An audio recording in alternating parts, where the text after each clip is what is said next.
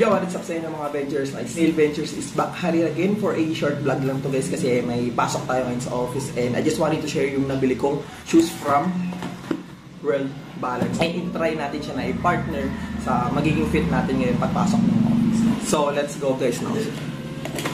Para sa pants natin, gagamitin natin itong black pants ko. Unbranded pants lang siya, no? Murang-mura ko lang ito before. So, ayan.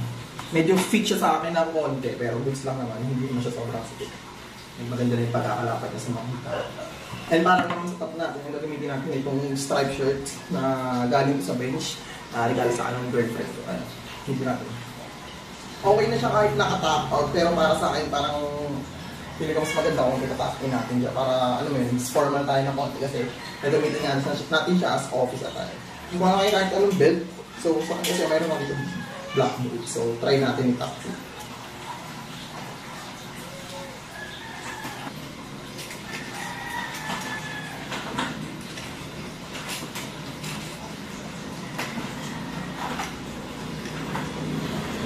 So, ayan guys.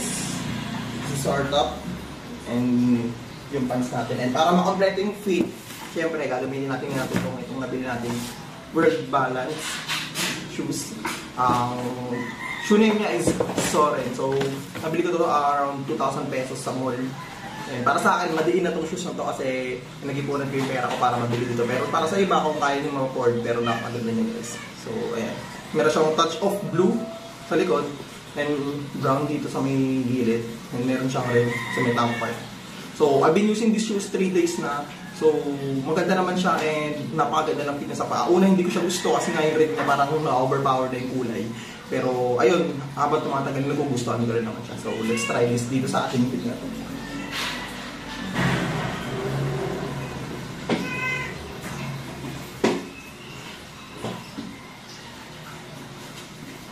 So, yun guys, nakasuot na natin and tignan nyo kung malupit yung magiging forma natin dito sa sapatos ng World Balance. So, ayun. Grabe guys, ang lupit. So yung fit na to, hindi siya nalong mamahal kasi unbranded yung pants ko. Ito mga around 300 or 500 lang sa bench. And ito lang yung nagpamahal sa kanya. For me and for those who can afford, syempre hindi pa tumadiin para sa inyo. Pero like Tito Mikey outfit style, grabe guys, ang lupit. Diba? So, ayan. So that is all for this vlog. No, maikli lang naman tong vlog natin na to and nag-update lang ako sa nabili kong shoes. Eh, hindi naman tayo fashion expert or lifestyle expert. Tinry ko lang na i-share sa inyo yung ginagawa kong fit everyday na pumapasok tayo sa office. So, pwede rin siya i-partner sa kahit ano, kahit sa mga business casual like long sleeve polos and maong pants and white shoes again. Magbabagay din siya, feeling ko. And next time, try natin kung ano, may mga time tayo. So, maraming salamat sa panonood. Peace out. Let's go.